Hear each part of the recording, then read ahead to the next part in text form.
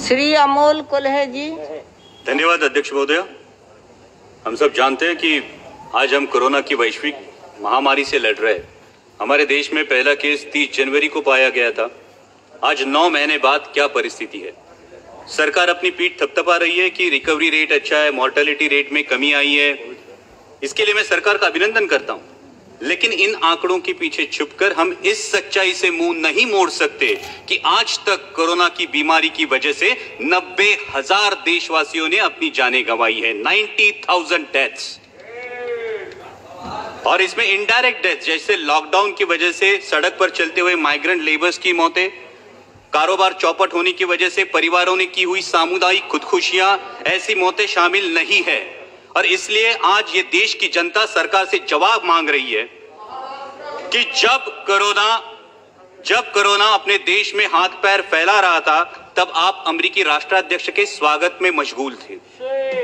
जब देश की सेहत संभालने के प्रयास जरूरी थे, तब आप राज्यों की सरकारें गिराने के प्रयास में लगे हुए थे, और इसका खामियाजा आज देश के हर आदमी को भुगतना पड़ रहा है। अगर दूरदृष्टि दिखाते हुए आपने उसी वक्त हर इंटरनेशनल ट्रैवलर का RT-PCR टेस्ट कराया होता, तो आज ये नौबत नहीं आती।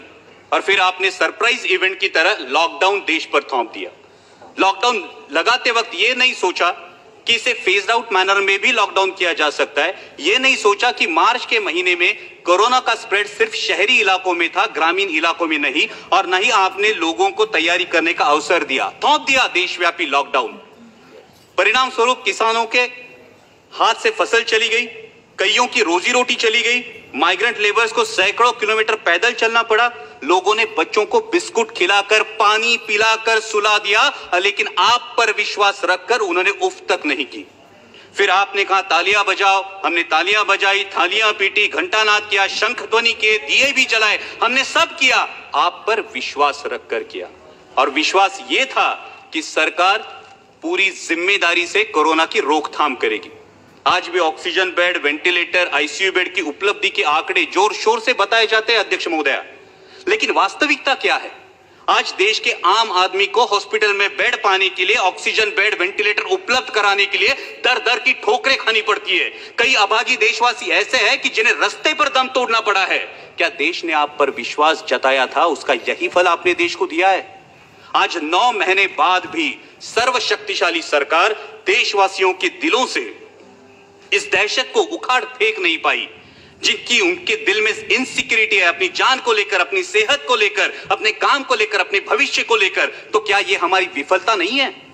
आज कोरोना की मृत्यु संख्या में देश विश्व में दूसरे पायदान पर है अध्यक्ष महोदया, और फास्टेस्ट ग्रोइंग केस लोड में हमने अमेरिका और ब्राजील को पीछे छोड़ के पहला पायदान प्राप्त कर लिया। क्या यह भूषणावह है हमारे लिए?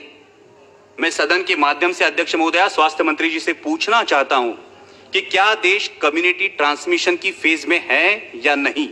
अगर इस सवाल का जवाब हां है, तो सरकार की सब पॉलिसीज फेल हो चुकी है, इसका यह सबूत है।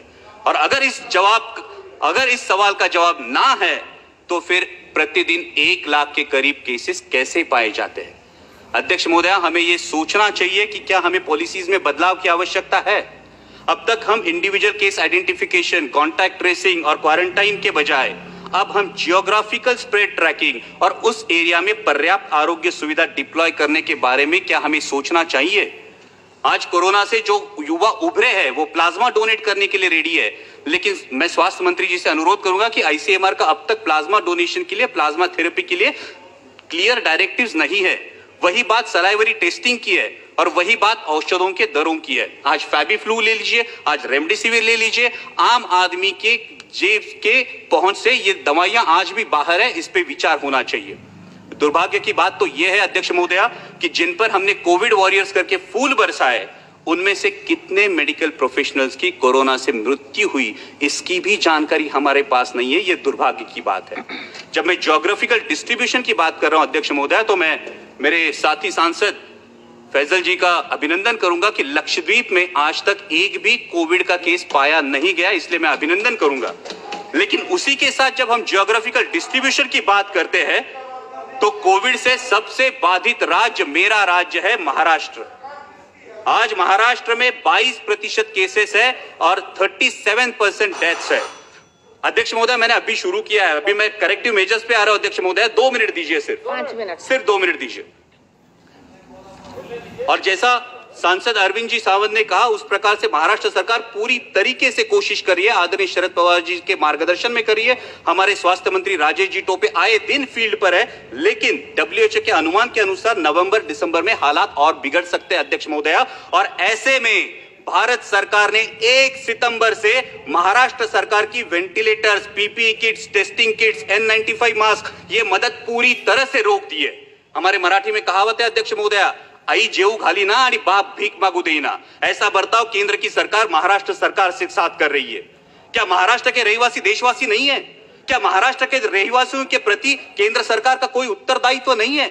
मैं इस सदन के माध्यम से मांग करता हूं कि अविलंब महाराष्ट्र सरकार को टेस्टिंग किट्स और अदर कंज्यूमेबल्स की मदद मुहैया की जाए और उसी के साथ अनइंटरप्टेड ऑक्सीजन सप्लाई के लिए महाराष्ट्र में ऑक्सीजन मैन्युफैक्चरिंग मेगा यूनिट के निर्माण के बारे में सोचा जाए। अध्यक्ष महोदय, जब हम कोविड की लड़ाई में रिसोर्सेज की बात करते हैं, उतना ही अहम है स्किल्ड मैन पावर।